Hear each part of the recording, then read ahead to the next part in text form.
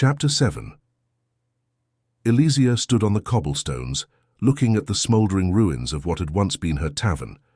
The morning sun was rising high in the sky over Sandoria as she kicked at a few charcoal lumps of burnt wood, the once vibrant establishment now a mere shadow of its former self. She brushed her long black hair out of her eyes and let out a tired sigh, feeling the weight of her years etched in every wrinkle and line on her face. She had spent 20 years building this place, ever since she had been a young girl living on the streets and stealing food to survive. Those days were hard, filled with hunger and desperation, the constant need to stay one step ahead of the city guards. She had done what work she could, and offered her body to those that had wanted it in order to make enough coin to survive. Each night was a gamble, her body her only currency in a city that cared little for the plight of a young, homeless girl. But through sheer grit and determination, she had managed to save enough to buy the dilapidated building that would become her sanctuary. Now it was all gone. The beautiful two-story building with a diner and alehouse below, where the rich smell of roasting meat and the clink of ale mugs had once filled the air.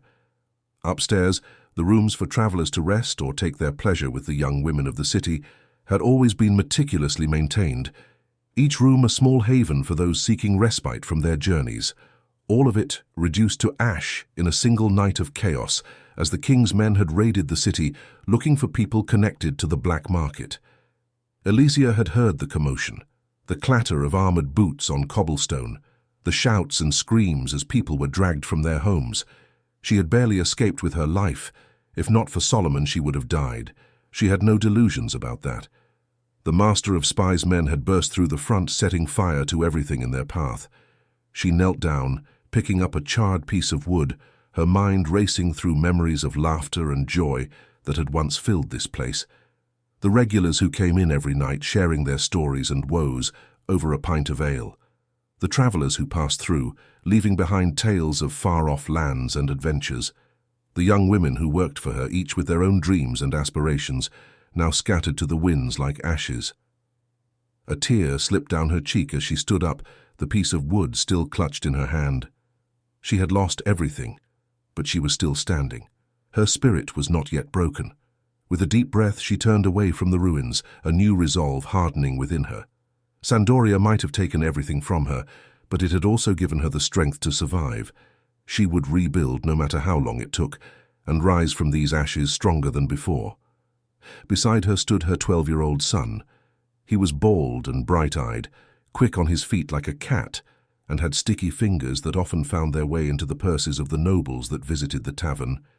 His small stature and agile movements made him a natural thief, a skill Elysia had tried to curb, but ultimately accepted as a necessity for their survival. Catpad, as she affectionately called him, was often full of energy and a wild child, yet even he looked upon the ruins of their old life with a stoic, quiet resolve. His fists clenched tightly at his side, his normally mischievous eyes now reflecting a deep-seated determination. "I wish I was a man grown," he said softly in the morning light, his voice carrying a maturity beyond his years. Elysia gave her son a soft smile and tossed the broken and burnt piece of wood back on the pile.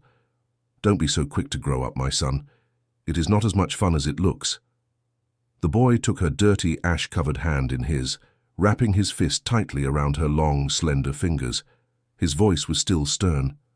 "If I was a man, I would be able to work a job like the other men do, and I could earn coin to take care of you." She smiled sadly at his boldness, a mixture of pride and sorrow swelling in her chest.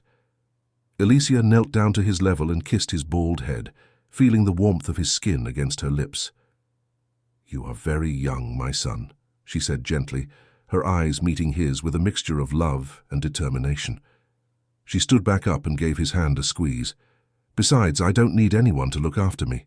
Her voice dropped low as she whispered to herself, "And I never did." She had made her way in this harsh world on her own, and on her own she would continue to do so.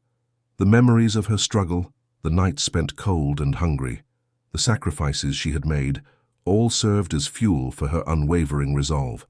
She would rise again, rebuild what had been taken from her, and reclaim her place in Sandoria. Catpad looked up at her, his expression a mix of admiration and frustration. But I want to help, Ma. I want to be strong like you." Alicia's heart swelled with pride. She knelt down once more, her eyes locking onto his with fierce intensity. "You already are strong, Catpad, stronger than you know, but you need to save your strength." "For what?" he asked her, looking confused. "I don't know," she admitted. "But this is my fight," she declared with a steel resolve. "You must save your strength for when your time comes." She placed a hand on his shoulder, squeezing it gently. "One day you'll grow into a man, and when that day comes you'll have your own wars to win. Save your strength for then." High above the ruins of her tavern, the dragon castle loomed, an imposing fortress carved out of the very mountaintop. Its thick stone walls, ancient and unyielding, caught the rays of the morning sun, casting long shadows over the valley below. As the castle stirred to life, the golden dragon on a red banner, the royal flag of House Stormbreaker, swayed gently in the breeze, a symbol of power and authority that could be seen for miles. Inside the grand hall, Solomon sat with his council around the heavy wooden table laden with maps and documents. The table, a relic of centuries past, bore the scars of countless meetings and decisions that had shaped the kingdom's history. Solomon, dressed in the red tunic of his house, wore the golden dragon pin upon his chest, signifying his rank as chancellor. His blonde hair was pulled back tightly, revealing a face etched with the lines of responsibility and determination. His deep blue eyes, sharp and analytical, scanned the maps before him with an intensity that left no detail unnoticed. To Solomon's right sat the queen. Her complexion pale, her long brown hair framed a face that was often drawn and weary from the desert heat, her health visibly affected. Despite her frailty, her presence commanded respect, and her deep green eyes were filled with wisdom and quiet strength. Next to her was her brother, a tall and thin man dressed in a light green tunic. His brown hair was neatly combed, and his demeanor was calm and composed, his keen mind always working behind his thoughtful gaze. Across from Solomon sat Sir Matthew, the captain of the city guard.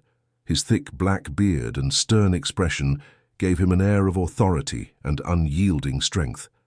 Dressed in red-plated armor, he was a formidable figure, his loyalty to the crown unquestionable. His hands rested on the table, ready to take action at a moment's notice, his eyes always alert and watchful.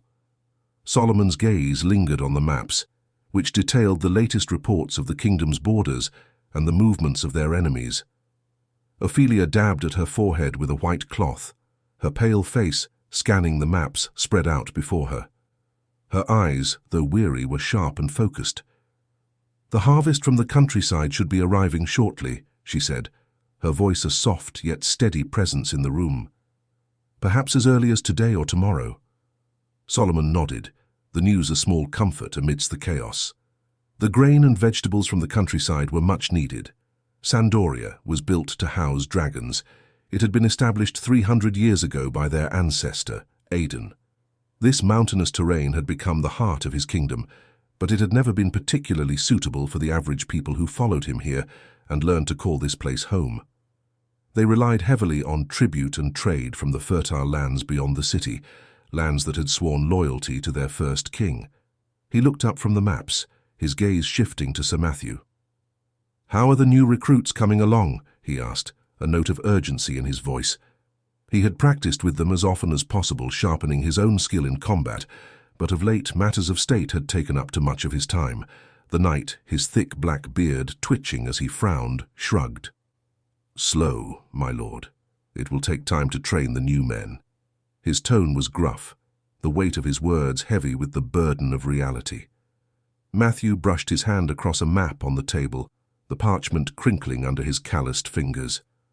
"We have a dozen forts along our border, all asking for more men to better patrol their areas. The Phantom Fist have continued their attacks on the villages that lay out there and are in desperate need of help." As he spoke, the tension in the room grew palpable. Each council member felt the urgency of the situation, the threat of the Phantom Fist looming large over their discussions. The villages on the outskirts were the lifeblood of their kingdom, providing food, goods, and loyal subjects, yet they were also the most vulnerable to the ruthless bandit attacks. Queen Ophelia's eyes darkened with concern. "We cannot let our people live in fear," she said, her voice trembling slightly with the weight of her illness and the stress of the situation. "We must protect them." Solomon's mind raced with possibilities, each more daunting than the last. He could see the worry etched on Eric's face, the man's tall, thin frame leaning in as he studied the maps with furrowed brows. Eric's light green tunic contrasted starkly with the dark tones of worry in his expression. They had too few men and too many enemies. This strange uprising of bandits all over the borders, while all their best men were off in the Tirat land fighting.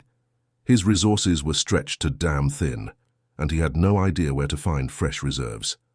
"We need a multifaceted approach," Solomon said finally, his voice cutting through the heavy silence. "Matthew, prioritize training and equipping the new recruits as quickly as possible. Use whatever resources you need.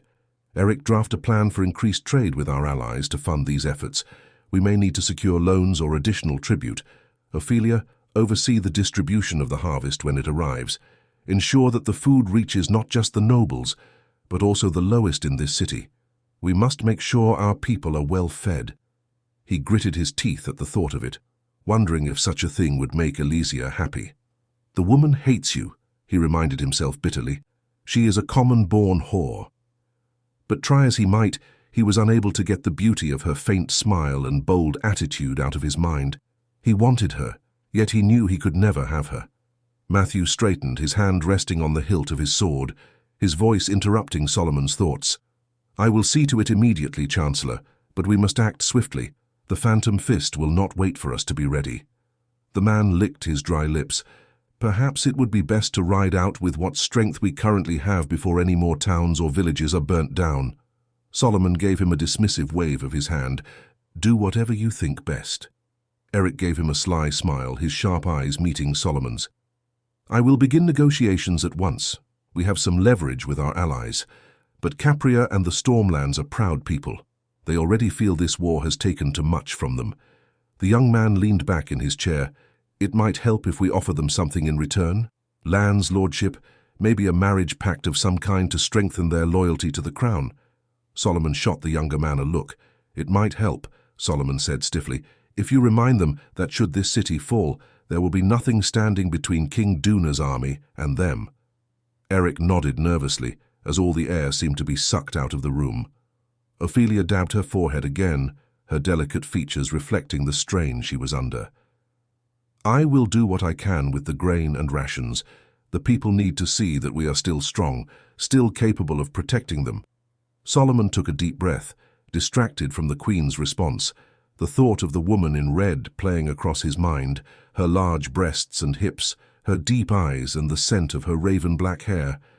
He imagined not for the first time what it would feel like to strip her naked and gaze upon her nude form, feeling suddenly overwhelmed under the weight of his responsibility pressing down on him.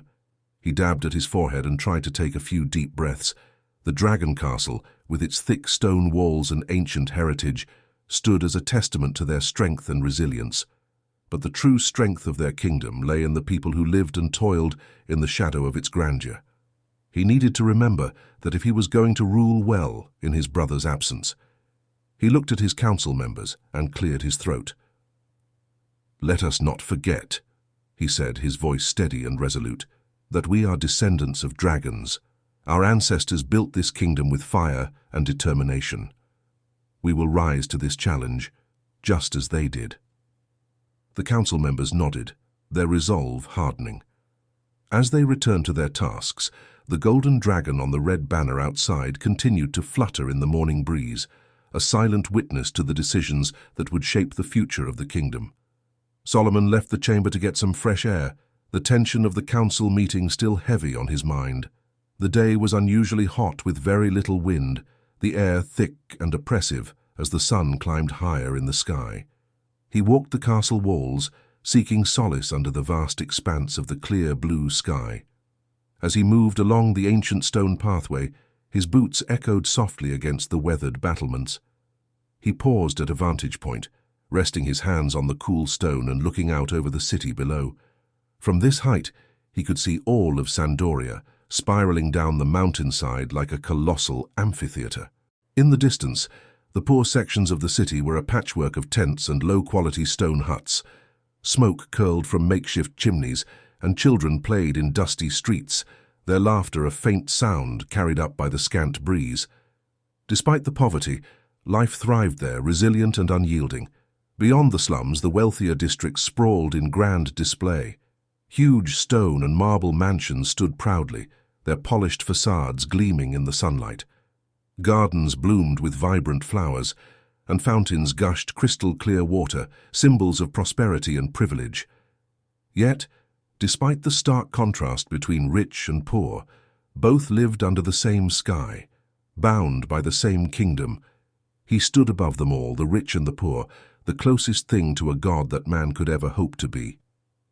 Solomon's thoughts drifted to Otto, his mind's eye conjuring the image of the seasoned warrior king. Where was Otto now? Had he engaged Duna in battle yet? The uncertainty gnawed at him. From his perch on the castle walls, Solomon felt a rare sense of clarity. The expanse of the city below, with its intricate blend of wealth and poverty, was a testament to the complexities of his rule. Here, atop the walls, he felt the weight of his responsibilities keenly, but also a strange sense of empowerment. As the Chancellor, he wielded significant influence, his decisions shaping the lives of all those below him. In moments like this, he felt as powerful as a king, or perhaps even a god. Up here he was above them all, the rich and the poor.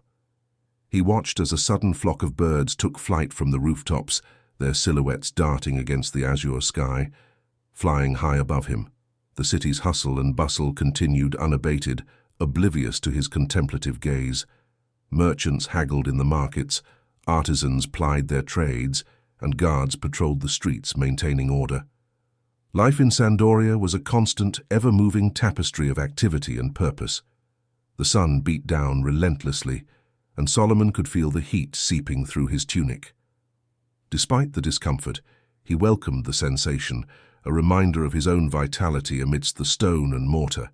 He took a deep breath, the air filled with the scent of warm earth and distant cooking fires. Solomon was about to turn away from the view and return to his hot, stuffy chamber when he suddenly caught movement out of the corner of his eye. His sharp blue eyes narrowed as he folded his arms across his chest, watching with a mixture of curiosity and irritation, as a bald boy scaled the side of the stone castle with surprising agility. Catpad, panting heavily and clearly exhausted from his climb, pulled himself over the ledge.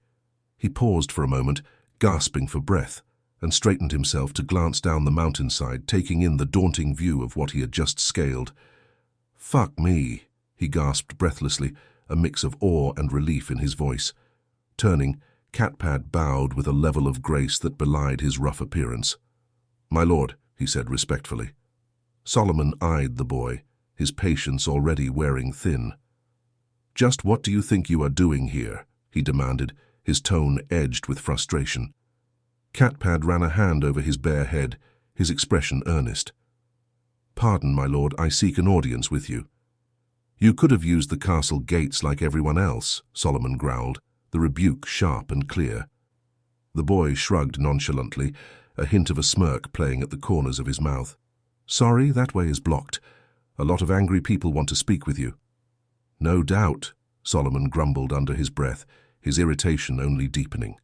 He turned his back on the boy and began walking along the wall, the weight of the morning's discussions and the persistent heat pressing down on him. Catpad hurried to catch up, his steps light and quick, despite his earlier exertion. They walked the walls of the dragon castle in silence for a time, the oppressive heat and the expanse of the city below providing a stark contrast to the tension between them.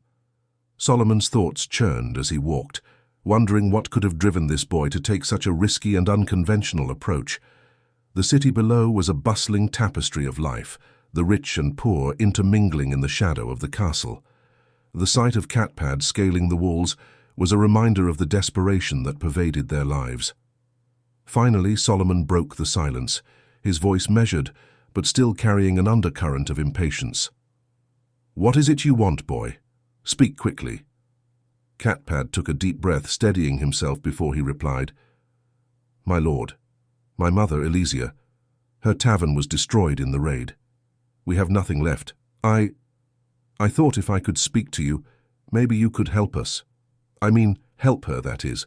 Solomon's steps slowed, the boy's words striking a chord within him. He remembered the blackened ruins of the tavern. "No," he said coldly. He turned to face Catpad, his gaze intense. "You think scaling the walls and confronting me directly is the way to get what you want?" Catpad's eyes met Solomon's unflinchingly. "I had to try, my lord. I had to do something. My mother is all I have, and she's worked so hard. She doesn't deserve this." "She is a very proud woman," Catpad admitted. "She doesn't know how to ask for help." "And stubborn," Solomon added, thinking back to the way she had blocked his advances. "Give me a job," Catpad offered quickly. "I will be your squire, cook for you, clean for you, be at your command. The money you pay me I can give to her, and no one will need to know." Solomon touched his shoulder where the boy had stabbed him. "You lured me out into an alley to be cut down, and now you're asking me for a job." The boy blushed, his voice growling desperate. "I don't have anyone else to ask, sir. Giving myself in service is all I have in this world." Solomon's expression softened ever so slightly, a flicker of empathy crossing his features. The boy's determination was admirable, if not reckless. "You have courage, I'll give you that. But understand this. Helping your mother isn't as simple as you might think.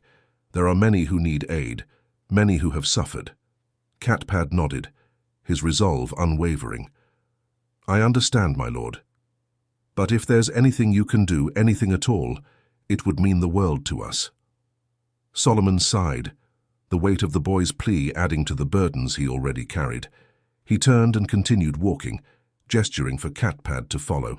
"Come then, we'll see what can be done. But know this, your mother's fate, like that of so many others, will not be easily mended." As they walked the length of the wall, the city sprawling out below them, Solomon couldn't help but feel a renewed sense of purpose. Solomon led the boy down to the stables, their footsteps echoing on the stone floor. The air was thick with the smell of hay, leather, and horses. The stables were a flurry of activity, with stable hands moving efficiently, tending to the magnificent war horses. He pointed to a pitchfork leaning against a wall. "If you really want a job, you can begin by shoveling manure." Catpad looked at the piles of manure and blinked, pinching his nose against the overpowering stench. His eyes watered slightly, but he didn't back away. "I have no need of a squire," Solomon informed the boy. "But if you must work, there is plenty to do here." As Catpad approached one of the stallions, his eyes widened in admiration at the beast's beauty and fierceness. The horse's powerful muscles rippled under its sleek coat, and its intelligent eyes watched him curiously. "I will shovel this," Catpad promised, nodding towards the manure piles. "But could we go for a ride first?" "A ride?" Solomon asked, his brow furrowing in confusion. He had no intention of riding out anywhere with this child, especially not on these valuable war horses. "These are powerful beasts of war, each one worth a small fortune. I'm not going to let you ride one," Solomon stated firmly. Catpad's expression was one of earnest desperation. "Please, my lord, there is something I desperately need you to see." Solomon didn't move, his skepticism evident. "And why should I trust you?" Catpad looked directly into Solomon's eyes, his voice steady despite his obvious anxiety. "Once you see it, I promise never to bother you again.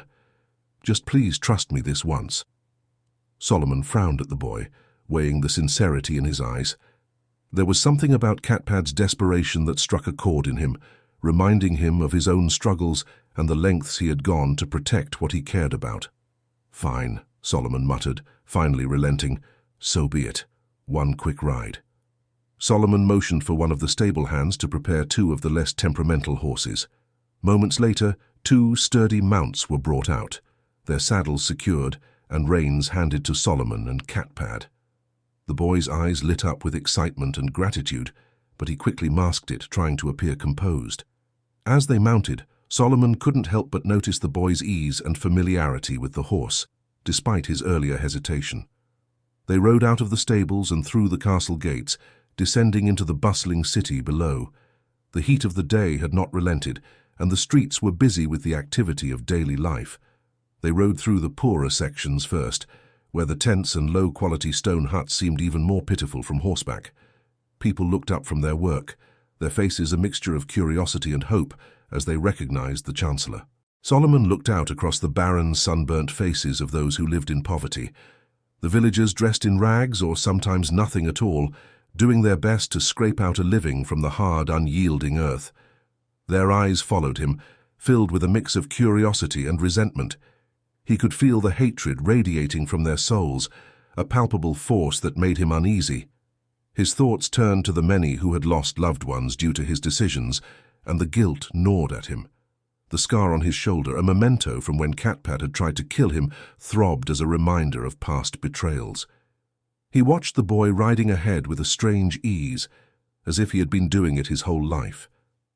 Suspicion crept in. Was this another trap? Catpad had already tried to kill him once. Perhaps this time was no different. They cleared the poor section and entered the main marketplace and housing district.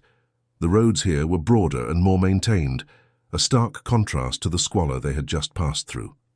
Few people ventured out in the heat of the day, and those who did moved quickly, seeking shade and relief from the oppressive sun.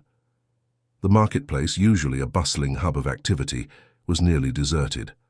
Stalls that normally overflowed with goods stood half empty, their owners fanning themselves lazily, waiting for the cooler hours of the evening. The housing district showcased grand homes with high walls and shaded courtyards, their occupants hidden away from the scorching heat. Catpad turned in his saddle and gave Solomon a sly smile, his eyes gleaming with mischief. "I think I'm going to steal your horse," he declared suddenly. Without warning, the boy kicked his heels into his mount, and the horse bolted forward with a burst of speed. Solomon's heart leapt into his throat. "Damn it!" he swore, urging his own horse into a gallop to give chase. The sudden movement startled the few market-goers, who leaped out of the way, shouting curses and shaking their fists. Solomon's horse pounded the ground, its powerful muscles working furiously as they raced through the now widening streets. Dust kicked up behind them, creating a haze that added to the sweltering heat. Catpad's smaller frame gave him an advantage in the chase. He weaved effortlessly through the obstacles, his mount responding to his every command. Solomon, larger and less agile, struggled to keep up, his mount straining under the combined weight and urgency. As they tore through the city, Solomon's mind raced. What was Catpad's game? Was this a simple prank, or did the boy have a more sinister motive? His eyes never left the boy, watching for any sign of a trap or ambush. Solomon felt the wind in his hair and the pounding of his heart as he gave chase. The thrill of it filled him with a deep rush of adrenaline, a sensation he hadn't felt in years. For a fleeting moment, he felt more alive than he could remember. Catpad pulled back on his reins and came to a sudden stop beside a tall stone building. Without hesitation, the boy dismounted and began to scale the structure with the agility of a seasoned climber. Solomon cursed under his breath and dismounted, determined not to lose sight of him. He followed, doing his best to maintain his grip and not plummet from the side of the building. The rough stone bit into his hands, and the strain of the climb tested his endurance. When Solomon finally hauled himself onto the roof, he was breathing heavily, his red tunic stained with sweat. He wiped his brow and took a moment to catch his breath, the exertion leaving him feeling both invigorated and exhausted. Catpad sat calmly on the roof, beside a large opening in the floor that peered down into the structure like a massive window. The boy seemed entirely unfazed by the climb, his expression one of smug satisfaction. He poured 2 glasses of wine into plain clay cups from a small bottle he had somehow smuggled up with him. With a mischievous grin, he handed one to Solomon. "Bloody bastard," Solomon cursed, taking the cup from the boy. He couldn't help but be impressed by the boy's resourcefulness and nerve. "Just a little fun to get the blood pumping," Catpad said with a sly smile, his eyes twinkling with amusement. Solomon took a sip of the wine, savoring the cool, slightly tart liquid as it washed away some of the dryness in his throat. He looked around, taking in the view from the rooftop. The city spread out below them, a patchwork of roofs and streets, the sounds of the bustling marketplace a distant hum. "Why did you bring me here?" Solomon asked, his voice a mixture of curiosity and irritation. Catpad leaned back, his demeanor suddenly more serious. "I wanted to show you something important, my lord. Something you can only see from up here. He gestured towards the opening in the roof. Solomon moved closer and peered down. Down below, a large white marble pool filled with clean, cold water gleamed under the sun. The pool and the surrounding room were full of beautiful young women, their laughter echoing softly as they swam and splashed about. Solomon's heart quickened as he took in the scene, the women's naked forms slender and graceful, their carefree joy a stark contrast to the harsh world outside. The sunlight danced on the water, creating a shimmering effect that highlighted the women's bodies. Blonde girls with bright blue eyes and soft pink lips curled into playful smiles, their large breasts and erect nipples gleaming in the sunlight. Dark-haired girls moved with equal grace, their long wet curls spilling down their backs, their movements fluid and mesmerizing. A redhead emerged from the pool, her wet hair clinging to her back, her bare hips swaying from side to side as she walked. Solomon felt a surge of desire, his senses overwhelmed by the raw sensuality of the scene. The women seemed either unaware of their audience or completely indifferent, lost in their own world of simple pleasure and companionship. Solomon reluctantly tore his gaze away from the exotic scene below, trying to regain his composure. Catpad was looking up into the blue sky, a contemplative expression on his face. "This is where I like to go when I need to be alone to think," the boy said quietly. "Think, huh?" Solomon echoed, a hint of amusement in his voice. Catpad grinned, the mischievous glint returning to his eyes. "Yeah, think. And sometimes just to escape from everything." From the roof of the bathhouse, Solomon could see the dragon castle high on the mountaintop, its powerful and oppressive presence looming over the city. The red banner with the golden dragon on it flew proudly in the soft breeze of the day, a constant reminder of the authority and might of House Stormbreaker. The castle seemed almost surreal from this vantage point, a fortress of strength and security, contrasting sharply with the delicate beauty and tranquility of the bathhouse below. The two of them sat on the rooftop in silence for a time, sipping their wine and gazing at the city below. The warmth of the sun and the gentle breeze created a rare moment of peace for both of them. Catpad finally put down his empty cup and looked up at the castle looming overhead. "My world is rooftops and alleyways, pickpocketing and strange men calling on my mother," he said softly, his voice distant. He turned to Solomon, his eyes calm and steady. "It's not much, but it is mine." Solomon watched the boy, seeing the depth of his resolve and the weight of his reality. Catpad's world was one of survival and hardship, a stark contrast to the opulence and power Solomon had always known. The two of them looked out across the tops of the buildings that made up Sandoria, a sprawling city of contrasts. "I don't care about castles and power," Catpad continued. "I just want my mother to be taken care of, to have some kind of stability in her life." Solomon finished his wine in silence, contemplating the boy's words. He leaned over the ledge, taking one last glance at the women's slender nude forms splashing in the water below. The sight was a fleeting distraction from the heavier thoughts weighing on his mind. Rising to his feet, Solomon looked at Catpad with a newfound respect. "Your mother must be a remarkable woman to raise a son like you," he said. Catpad shrugged, a hint of a smile on his lips.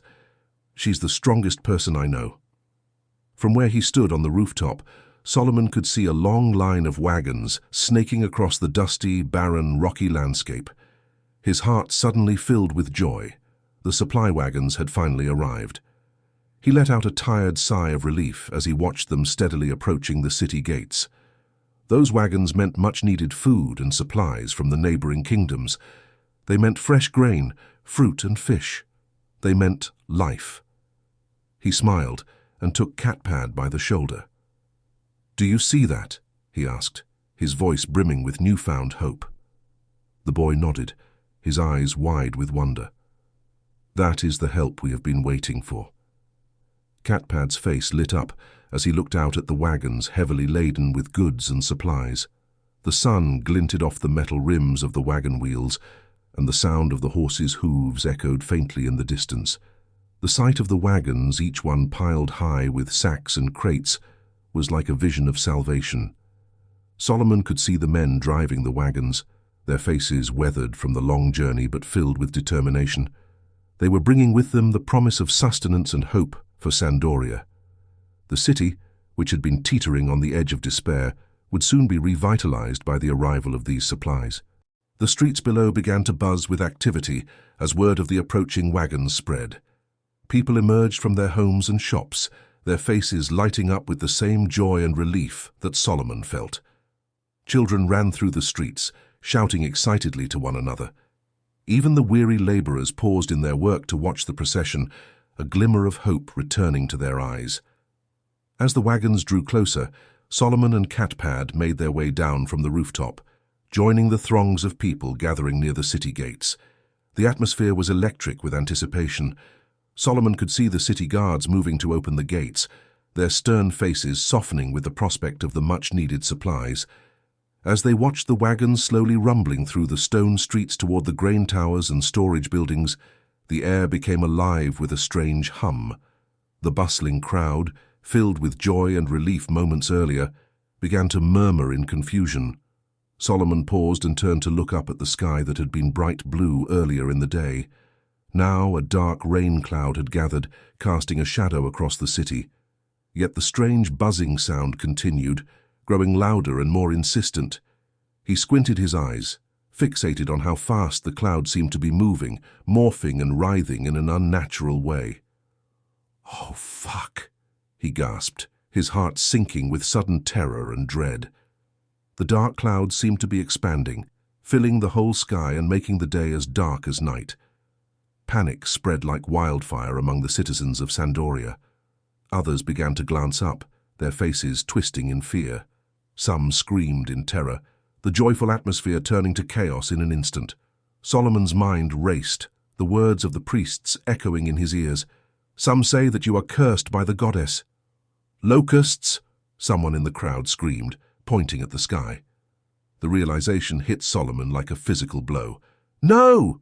Solomon cried out in anger and disbelief. "No, no, no!"